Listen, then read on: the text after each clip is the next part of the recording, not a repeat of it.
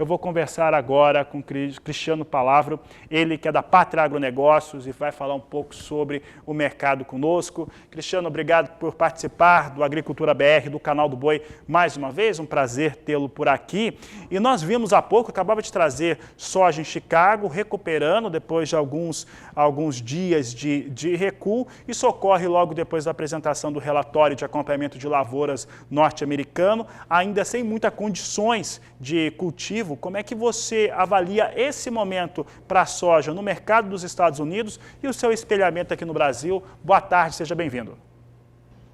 Muito boa tarde, Fabiano. É um prazer sempre participar aqui com vocês. A gente passa por um momento bastante importante no mercado, né, com esse início do mercado da soja, com esse início da safra lá nos Estados Unidos. O plantio está acontecendo numa velocidade dentro da normalidade.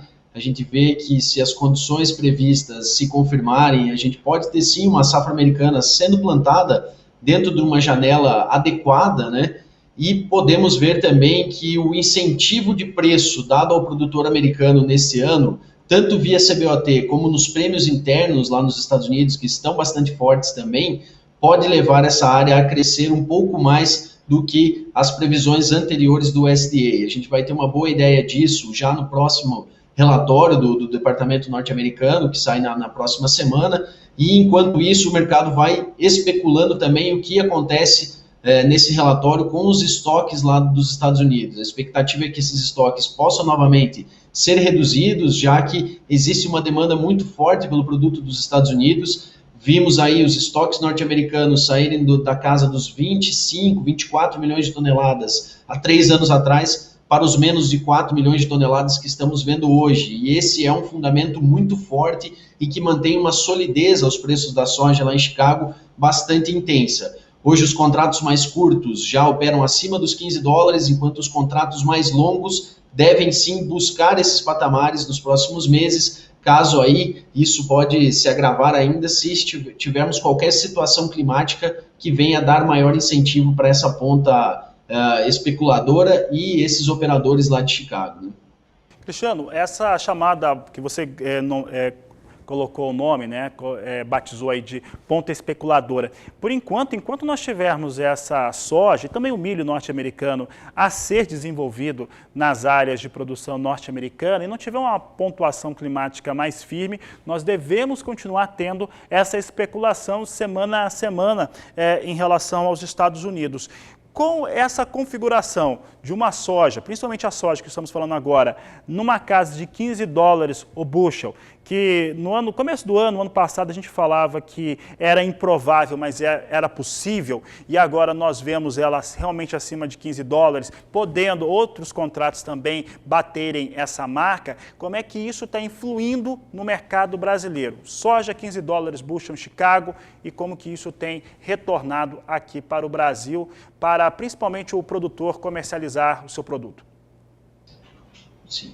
A grande mudança que a gente viu no mercado, para aquele mercado anterior, com a soja operando entre 8 a 9, 9,5 dólares por bushel, para esse mercado atual, foi uma mudança completa na demanda pelo produto americano. Né?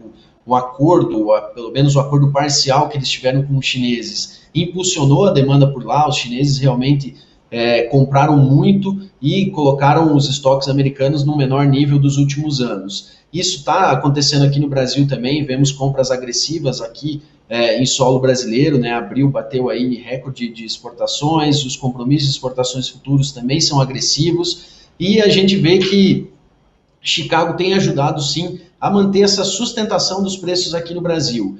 Porém, é importante sempre salientar que, como temos Chicago muito forte e um dólar ainda forte aqui no país, os nossos prêmios estão bastante depreciados nesse momento. Nós estamos vendo prêmios negativos, né, nos contratos do spot, nos contratos mais curtos, uma situação que não víamos desde 2014, por exemplo, e isso é fruto também desses valores elevados que temos tanto para Chicago quanto para o nosso dólar, que fazem com que o exportador não precise dar um grande incentivo via prêmio aos nossos produtores, às nossas origens aqui produtoras. Então, o preço hoje no Brasil, sem dúvida, vem sendo sustentado por essa situação lá nos Estados Unidos, mas também tem esse outro viés que acaba prejudicando a formação dos nossos prêmios por aqui.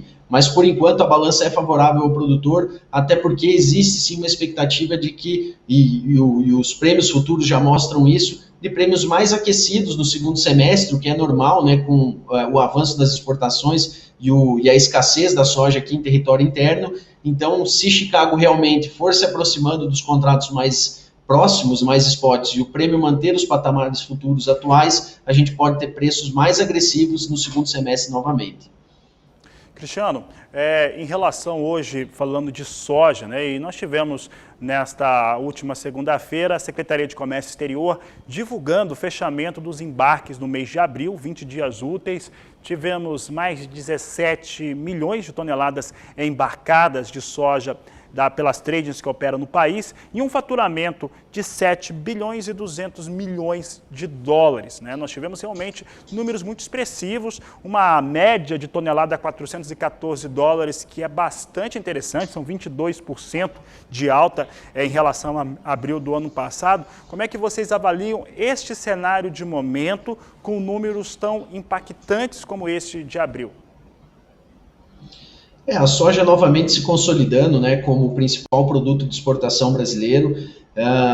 Não só o volume exportado, mas também os preços atuais, um incremento de faturamento bruto nessas exportações muito agressivo. Isso pode levar o nosso faturamento total no ano de 2021 com exportações a superar a casa dos 40 bilhões, né? Isso é realmente um resultado inédito.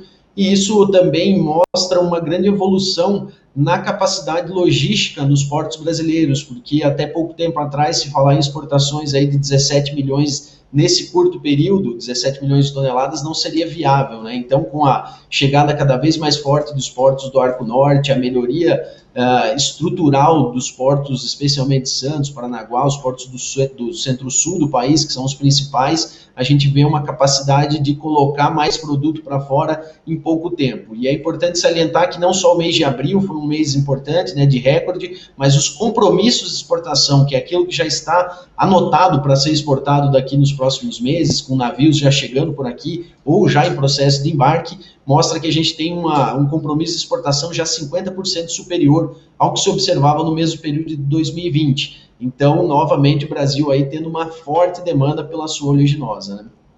Tá certo, Cristiano. Cristiano, agora eu gostaria de falar com você, conversar contigo a respeito do mercado de milho, tanto o mercado futuro, como é que vem se comportando lá nos Estados Unidos, aqui no Brasil também, e o mercado físico. Esse é o momento aqui do Agricultura BR que a gente ganha mais telespectadores, porque não é só o produtor de milho que se importa com essas questões, mas o produtor da cadeia integrada e principalmente aqui no nosso caso, Canal do Boi, o produtor de boi gordo que usa o milho e também outros produtos como insumos que também encareceram puxados pelo milho. Como é que você avalia este momento, como é que a Pátria Agronegócios avalia este momento em Chicago? Nós temos milho no preço internacional elevado e com demanda também muito forte. Como é que está esse momento no entendimento de vocês? Bom, no mercado internacional, a grande atenção dessas últimas semanas e desses últimos meses, principalmente, também foi pelo lado da demanda, né? Os Estados Unidos observaram também um forte incremento nas suas vendas para exportação, já estão aí com a sua capacidade exportadora praticamente liquidada, e isso há meses ainda do final da janela do ano comercial deles, né? A China, com certeza, foi um grande diferencial desse ano, comprando mais de 23, 24 milhões de toneladas, algo inédito aí nesses últimos anos. Então, esse foi o grande diferencial que a gente vê em relação ao mercado externo. Mas hoje aqui no Brasil, e isso também afeta Chicago, a grande atenção é para o clima. Não é novidade para ninguém, né, que estamos tendo uma safrinha bastante sofrida em algumas regiões importantes, especialmente no centro-sul do país, traçando uma linha ali mais ou menos, uma linha reta passando por Brasília. Toda a porção ao sul dessa linha está sofrendo com chuvas abaixo da normalidade e as previsões não são animadoras.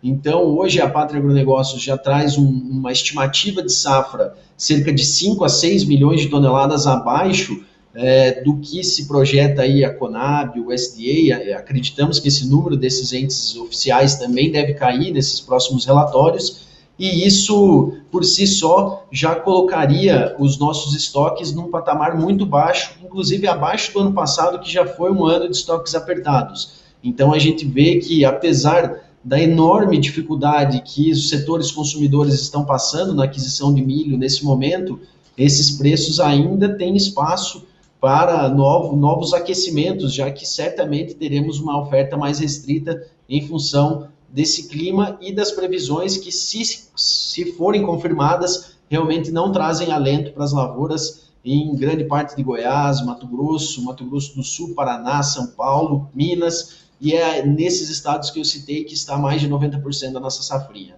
Cristiano, eu lembro que no mês passado eu conversava com o Matheus Pereira, da Pátria Agronegócios, a respeito dos números da Conab. A Conab, aqui na avaliação da equipe da Agricultura BR, trouxe um número mágico, né? Trouxe um número, inclusive, de estoque de passagem em 13 milhões de toneladas. E aí, pelo que nós conversamos com produtores e onde nossas equipes de reportagem chegam, e o cliente do Canal do Boi também, nós observávamos que não teria condição, o mapa climático também não.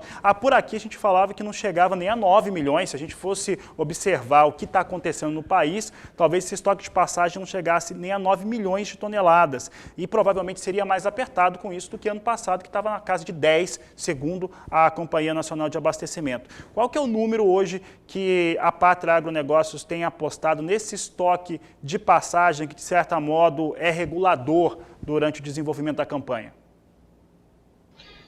Fabiano, hoje estamos no começo do mês de maio, né, e a gente sempre faz essas atualizações mensalmente, e devemos passar por uma revisão desses números já na próxima semana. Porém, o nosso número atual já coloca os estoques abaixo de 8 milhões de toneladas, são cerca de 7,5 milhões de toneladas de estoque, isso lá em janeiro 21, ao final de janeiro 21.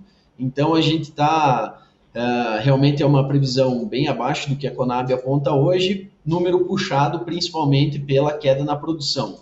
Tem um outro detalhe importante que vai impactar bastante nossos estoques e a oferta aqui dentro do país, que são as exportações. Hoje a gente sabe que o mercado interno brasileiro ele remunera melhor do que o produto exportado. Então a gente pode ter sim um ajuste nessa balança de exportação, porém o cenário internacional, aí voltando para Chicago, contribui para que o nosso produto comece a ganhar mais competitividade nas exportações também, já que Chicago também vai puxando para cima, isso joga a nossa paridade de exportação para cima. Então, hoje a gente tem vários colchões para o preço do milho. Tanto a situação internacional quanto a situação interna mostram que, mesmo que não exista um potencial tão elevado de novas altas, hoje quedas estão muito difíceis de ocorrerem, porque realmente a gente tem uma situação interna que se soma a uma situação internacional de alta demanda e uma oferta ainda restrita. E volto a lembrar que estamos em pleno começo ainda de safra lá nos Estados Unidos, apesar de já quase metade da área de milho já plantada, ainda o clima vai ser muito decisivo nos próximos meses, especialmente no mês de julho, que é crucial para as lavouras de milho por lá, para definir esse potencial dos americanos de produção, e isso certamente impactará Chicago. Encerrar nossa entrevista, hoje a gente está explorando você um pouco mais, mas eu gostaria que você respondesse agora duas questões, uma para o agricultor que produz milho e outra para o produtor rural que demanda milho. Primeira questão em relação a quem tem milho, como que deve ser a ótica dele, o foco dele de comercialização. E para quem precisa fazer aquisição de milho, seja produtor integrado, seja pecuarista, como que ele deve fazer essa aquisição ou de produtos também que possam substituir, porque os preços não vão ceder. Olha, Fabiano, essa é uma questão bastante delicada, né? No caso do produtor de grãos, a situação, vamos dizer assim, é mais favorável, né? Porque hoje o cenário realmente mostra que ele pode até elevar sua margem com as vendas nos próximos meses, porque, como eu falei antes, existem vários colchões aí para quedas nos preços, enquanto o mercado climático mostra que ainda existe potencial de alta. Mas é importante não apostar todas as fichas numa situação só. Então, realmente, hoje o produtor primeiro precisa saber quanto ele vai produzir, né? Ainda está muito incerto, o clima ainda está muito incerto para ele saber exatamente qual é a sua capacidade produtiva. Então, paciência nesse momento é importante. Agora, do lado do consumidor, aí a preocupação é maior. Hoje existe dificuldade dos consumidores no mercado interno em fazer contratos futuros para a safrinha para o recebimento do grão, né? Fazer contrato no físico para o recebimento lá na frente, contrato a termo, né? Então, uma opção que ele tem para se proteger é realmente usar o mercado futuro, realmente traçar estratégias dentro do mercado da BMF para que ele possa proteger e garantir a capacidade de pagar esse grão lá na frente, já que dificilmente, pelo menos nos próximos dias, até temos uma melhor definição da safrinha, ele vai conseguir fazer contratos a termo com os produtores que estão muito reticentes em fazer esse tipo de contrato nesse momento, já que existem potenciais de alta e não existe a certeza ainda de quanto grão eles terão para comercializar.